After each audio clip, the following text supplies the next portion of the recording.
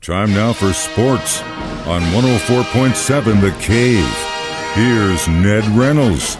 Mike, the intern, Ned Reynolds in the studio on a Wednesday morning. We got a lot to digest today after the Kansas City Chiefs and the rest of the NFL, for that matter, cut down to 53-man rosters for their teams. I'll just start with my surprises. 7 wide receivers. It's pretty crazy, but they're going to be stacked. No fullbacks, so a lot of running backs and tight ends are going to be blocking. And then there were just a couple of those guys from especially the game on Saturday that they cut that I thought were just incredible. Pirine more specifically. I thought that guy did an incredible job, but he gone. But as they say, a lot of those guys are playing for a spot on the team. A lot of them are also playing for some tape so they can get a spot on another team. In Pirine's case, he'll make the practice squad and could be picked up by somebody else. That is possible if they can work out a trade. And he makes the practice team. The one that did surprise me a little bit, and they kept Clyde Edwards-Helaire, but then I looked at the contract, and this is Edwards-Hilaire's final year of contract, so they figure, well, he's a proven commodity, and Pirine is not. So while he had a great fall camp and all that sort of thing, or preseason camp, we better not take a chance, and Clyde Edwards-Helaire will stay for that final year. At least for now he will. The deal with Chris Jones, though, as I'll tell you, it would appear to me as though the Chiefs are not planning on him being around anytime soon. That would what it would appear to me to be like. He was placed on the did not report list. In all honesty, I don't know how that works. The reserve did not report list. Then it means he also announced on Z or X or whatever they call Twitter now, you go the alphabet, that week 8 he would return on week 8. That's not just a date he picked out. Week 8 is a key part of the contractual situation, because if he reports on week 8, he still gets credit for the season, not pay, but he gets credit for it, and he'll be all right to declare for free agency. But the fact of the matter remains, it doesn't look as though they're planning on him being there.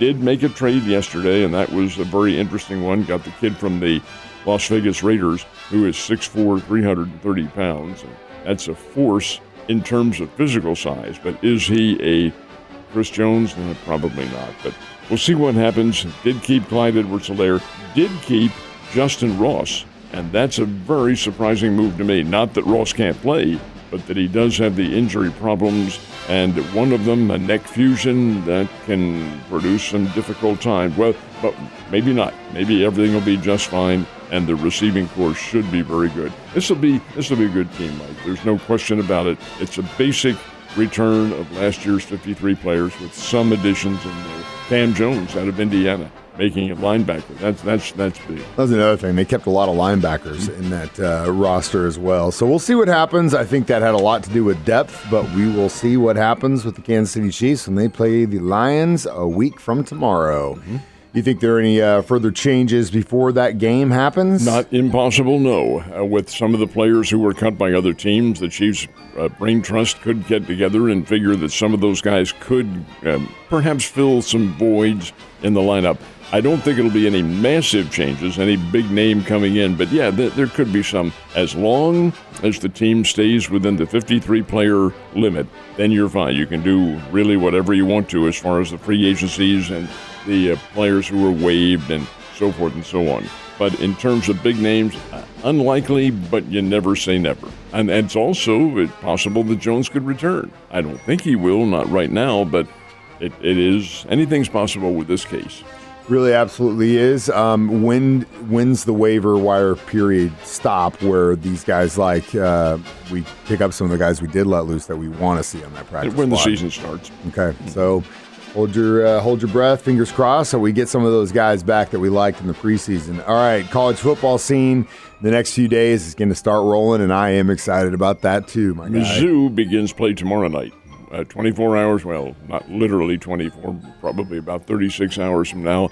They'll kick it off against South Dakota. South Dakota's from the Missouri Valley Conference, the Coyotes out of Vermillion, South Dakota. Probably not in the same class as Mizzou because it is 1AA versus 1A. But the fact of the matter remains it's the opener for Mizzou, and they play on Thursday night. There's also another game, and a big headline game for TV purposes, and that's Florida from the Southeastern Conference going out to Salt Lake City and playing Utah, which is a future Big 12 team. Florida-Utah will be a very good game. Utah will probably be a favorite. They are a nationally ranked ball club in the top 20, and be a big test for the Gators. But Florida going to Utah that's the headline match. The Bears, Missouri State Bears, open up on Friday night, and they take on Kansas up in Lawrence. That'll be a tough test for Missouri State. Kansas, while they don't have a great football tradition as such, did have a pretty doggone good year. Won their first 6 games last year, and their quarterback Jalen Daniels is top-notch. He's a future pro. So this will be a tough test for the Bears, but I would not sell them short. The Bears are motivated and ready under new coach Ryan Beard. So finally, everyone I think is in agreement. The Cardinals are long out of the running, but they had a little spark last night. They did.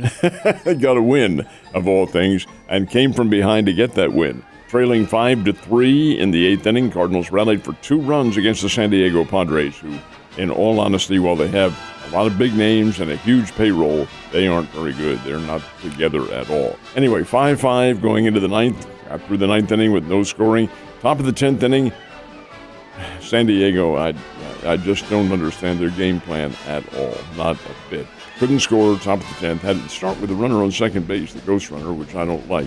Cardinals, of course, get the same opportunity last of the 10th, sacrifice a man to third, and then here comes Tommy Edman up, and he gets a walk-off base hit out into left field, and 6-5, the Cardinals get the win in 10 innings. Nice win for the Cardinals. They're now only 19 games under 500 and still about 17 out of first. And as you mentioned, Mike, long out of it.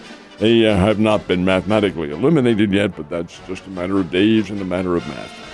You're absolutely right about that, Ned. All right, so how about the Royals? How'd they do? They fell to the Pittsburgh Pirates, 6-4. Interesting game because much of the action came in the final inning.